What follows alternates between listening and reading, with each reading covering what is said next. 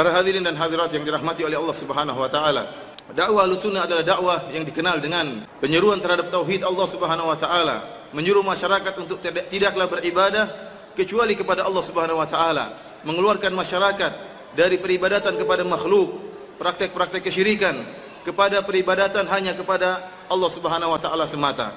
Dakwah yang menyuruh kepada masyarakat untuk meninggalkan praktek-praktek ibadah yang tidak pernah dicontohkan oleh nabi mereka, Habibullah sallallahu alaihi wasallam, menuju kepada praktek-praktek ibadah yang dicontohkan oleh Rasulullah sallallahu alaihi wasallam.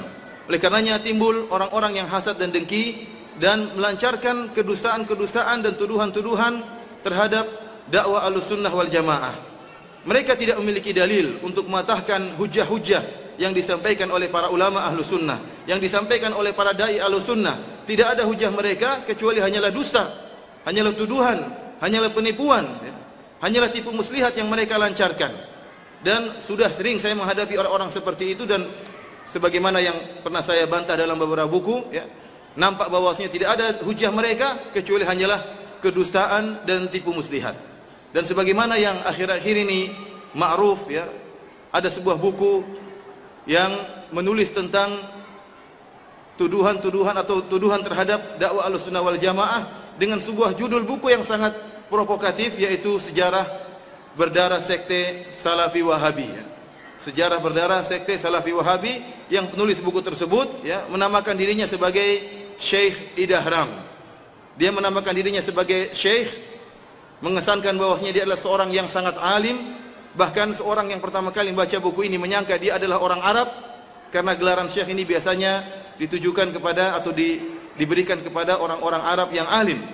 Namun saya yakin bahwasanya orang tersebut bukanlah orang yang alim dan bukanlah orang Arab, dan diindikasi dia adalah salah seorang dari warga tanah air kita di Indonesia ini yang takut untuk menampakkan batang hidungnya, karena apa yang ditulisnya dalam buku tersebut isinya hanyalah dusta. Bahkan saya tidak mengatakan satu dusta atau dua dusta atau tiga dusta, puluhan dustanya. Sebagaimana yang saya ungkapkan dalam buku yang saya tulis ini, Sejarah Berdarah Sekte Syiah, membongkar koleksi dusta Syekh Idahram. Dia memang seorang syekh, tetapi syekh pendongeng, Syekh pendongeng, bukan syekh yang berilmu. Ikhwani fillah wa akhwati fiddin, azani Allah wa iyyakum. Idahram dalam bukunya tersebut menggambarkan bahwasanya seorang yang salafi atau wahabi adalah seorang yang sangat haus darah, yang hobinya menumpahkan darah kaum muslimin. Sampai dicap oleh Idahram bahwasanya salafi wahabi itulah khawarij. Bahkan dia membawakan hadis-hadis Rasulullah SAW yang bercerita tentang khawarij, bahwasanya hadis-hadis itu semuanya tertuju kepada salafi wahabi yang ada sekarang ini, yang dibawa atau yang tersebar sekarang ini. Ini dia berusaha membawakan hadis-hadis tentang khawarij kepada dakwah Ahlussunnah wal Jamaah, atau yang dia sebut atau dia gelari dengan dakwah Salafi Wahabi. Bahkan dalam bukunya dia berani memvonis bahwasanya orang-orang Wahabi adalah orang-orang yang kafir. Orang-orang yang kafir. Dia menuduh kita suka mengkafirkan.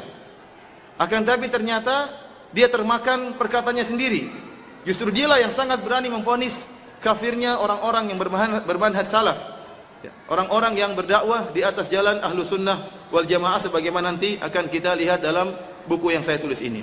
Terus terang, buku yang saya tulis ini saya tulis dengan terburu-buru, kalau tidak salah sekitar 3 minggu saja saya tulis di tengah-tengah kesibukan saya sebelum saya sampai ke tanah air.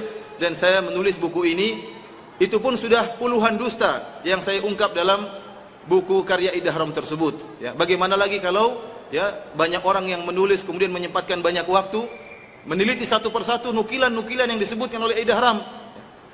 Tentunya akan lebih banyak lagi kedustaan yang akan bisa terungkap. Dan luar biasa Idahram ini tatkala berdosa, dia tidak malu-malu tatkala berdosa. Dia bahkan dalam bukunya menampilkan hasil scan dari sampul suatu buku, seperti buku Tarikh Najd, atau seperti Unwanul Majid. Dia tampilkan sampul bukunya seakan-akan dia menukil langsung dari buku tersebut. Bahkan dia tampilkan bahasa Arabnya. Akan tapi ternyata semuanya hanyalah kedustaan karangan dia sendiri, hanya sekedar menipu kaum muslimin. Akan tapi ya demikianlah sebagaimana penjelasan Syekhul Islam Ibnu Taimiyah, terkadang Allah Subhanahu wa taala memunculkan musuh-musuh dakwah agar semakin jelas bahwasanya kedustaan akan semakin nampak kedustaannya dan kebenaran akan semakin nampak kebenarannya. Dan inilah hikmah dari Allah Subhanahu wa taala. Para hadirin dan hadirat yang dirahmati oleh Allah Subhanahu wa taala, sungguhnya Syekh Muhammad bin Abdul Wahhab rahimahullah salah seorang ulama yang berjalan di atas manhaj salaf, di atas manhaj ahlu sunnah wal jamaah, dan beliau bermadhab Hambali. Beliau menghidupkan kembali dakwah tauhid yang mulai pudar di Jaziratul Arab. Dan sebagaimana disebutkan dalam kitab Unwanul Majid tentang sejarah Syekh Muhammad bin Abdul Wahhab, bahwasanya yang menyebabkan beliau berdakwah tauhid karena mulai tersebar praktek-praktek ya, ritual-ritual yang tidak sesuai dengan syariat Islam, terutama di daerah Najd. Ada kuburan yang diagungkan seperti kuburan Zaid bin Al-Khattab, saudaranya Umar bin Al-Khattab radhiyallahu taala anhu. Kemudian mulai muncul para dukun yang mulai pandai mengobati dengan persyaratkan kesyirikan, harus ada hewan yang disembelih. Mulai timbul praktek-praktek kesyirikan baik perdukunan maupun yang lainnya. Inilah yang membuat Syekh Muhammad bin Abdul Wahhab kemudian bergerak berdakwah dalam rangka untuk bernahi mungkar, untuk mengagungkan Allah Subhanahu wa taala, untuk mentauhidkan Allah Subhanahu wa taala.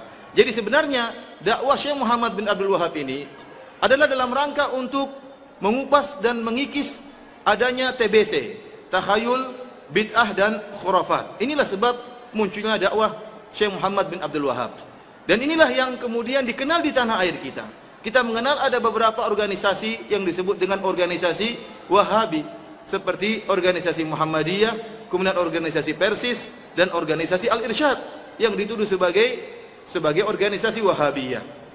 Kita tahu bahwasanya dakwah mereka juga dibangun ya, di atas prinsip ini untuk menumpas adanya TBC, ya, takhayul, khurafat dan bid'ah. Dan ini kita sudah kenal sejak anak kecil. Anda sudah dengar bahwasanya Muhammadiyah ya adalah organisasi yang berusaha memberantas TBC, dan masyarakat pun sudah mengenal akan hal ini. Bahwasanya tujuan mereka berdakwah ya, bahwasanya tujuan asal di pendirian organisasi-organisasi ini adalah untuk memberantas kesyirikan, bid'ah dan khurafat. Dan itulah memang dakwah yang dilancarkan oleh Syekh Muhammad bin Abdul Wahhab rahimahullahu taala. Dan kita dapati bahwasanya organisasi-organisasi tersebut yang dikenal sebagai organisasi Wahabiyah sama sekali tidak sangar seperti yang digambarkan oleh Idahram, bahwasanya seorang yang Wahabi haus darah, mengkafirkan kaum muslimin, suka membunuh kaum muslimin ya.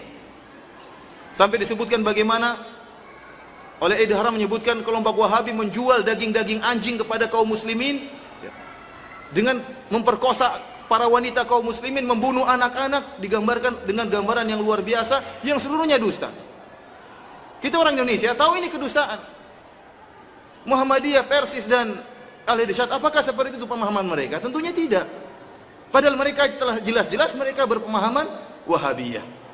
Yang merupakan ciri khusus mereka adalah mengagungkan Allah Subhanahu wa taala, memberantas kesyirikan, bid'ah dan khurafat, sebagaimana dakwahnya Syekh Muhammad bin Abdul Wahhab. Akan tapi sebagaimana saya katakan di awal pengajian, tatkala semakin berkembang dakwah Ahlussunnah wal Jamaah, timbullah orang-orang yang hasad, orang-orang yang dengki, yang ingin ya memperburuk atau mencemarkan nama baik dakwah Ahlussunnah wal Jamaah. Maka tidak ada jalan lain untuk mencemarkan dakwah Ahlussunnah wal Jamaah kecuali dengan cara dusta. Karena dalil tidak ada, bukti tidak ada. Sehingga cara yang terbaik yang bisa dia lakukan adalah dengan berdusta dan menempelkan tuduhan-tuduhan palsu tentang dakwah Ahlussunnah wal Jamaah.